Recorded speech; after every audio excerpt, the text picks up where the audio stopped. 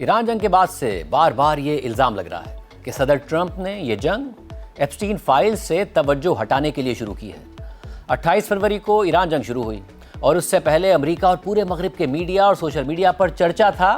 Epstein files کا۔ امریکہ کی justice department نے مزید 30 لاکھ جیفری ایپسٹین ڈاکیومنٹس کو ریلیز کیا تھا، جن میں 1000 سے زیادہ دفعہ صدر ٹرمپ کا ذکر آیا اور اس میں صدر ٹرمپ پر سیکشول اسالٹ کے الزامات کا بھی ذکر تھا، اور ساتھ ہی تفصیلات بھی تھیں کہ ایپسٹین کے کچھ وکٹمز نے صدر ٹرمپ کے بارے میں کیا تاثرات دیے تھے۔ سب سے اہم یہ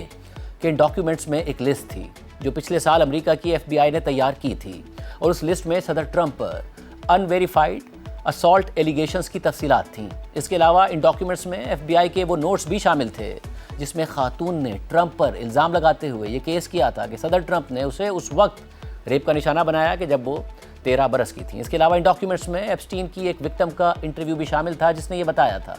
کہ ایپسٹین کی ساتھی گلین میکسویل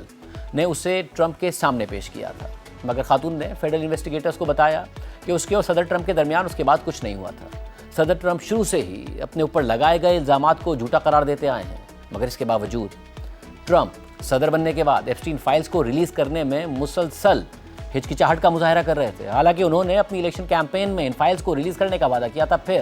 امریکی کانگریس نے ایک قانون پاس کیا جس کے تحت امریکہ کے جسٹس ڈپارٹمنٹ کو ایپسٹین فائلز ریلیز کرنے پر مجبور ہونا پڑا، مگر اس کے باوجود بھی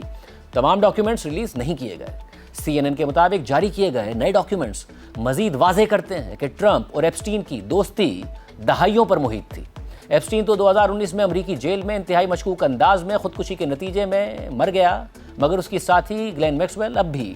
سیکس ٹریفکنگ کے الزام میں جیل کاٹ رہی ہے۔ ٹرمپ ماضی میں مسلسل کہتے رہے کہ انہوں نے کبھی جیفری ایپسٹین کے پرائیویٹ جہاز پر سفر نہیں کیا، مگر ڈاکیومنٹ سے یہ بھی جھوٹ ثابت ہوا کیونکہ پتہ چلا کہ 90 کی دہائی میں ٹرمپ نے متعدد بار جیفری ایپسٹین کے پرائیویٹ جہاز پر سفر کیا تھا۔ BBC کے مطابق FBI کے ڈاکیومنٹس میں ایک خاتون کے 2019 کے انٹرویو کی ایک سیریز بھی تھی جس نے صدر ٹرمپ اور جیفری ایپسٹین پر الزامات لگائے تھے، جس کی صدر ٹرمپ تردید کرتے آئے ہیں۔ خاتون نے ٹرمپ اور جیفری ایپسٹین پر یہ الزام لگایا تھا کہ دونوں نے اسے سیکشولی اسالٹ کیا تھا کہ جب وہ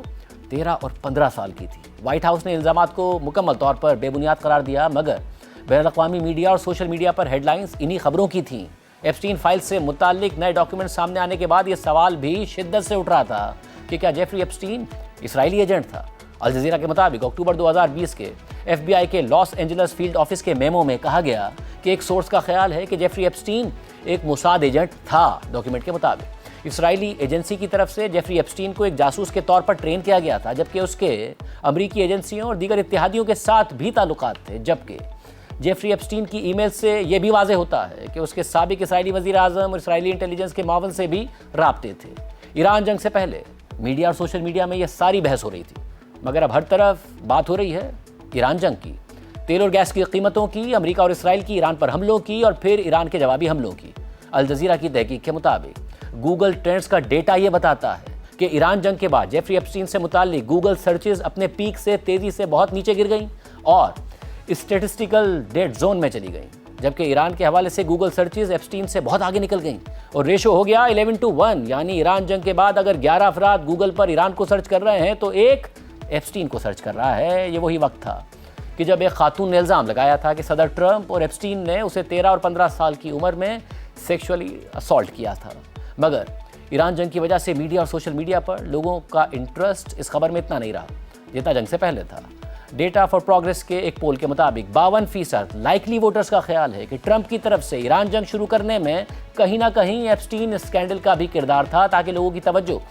اس اسکینڈل سے ہٹائی جا سکے، جبکہ 81% ڈیموکریٹ ووٹرز یہی سمجھتے ہیں، جبکہ ایران جنگ سے پہلے کیے گئے ایک سروے کے مطابق 50% امریکی یہ سمجھتے رہے ہیں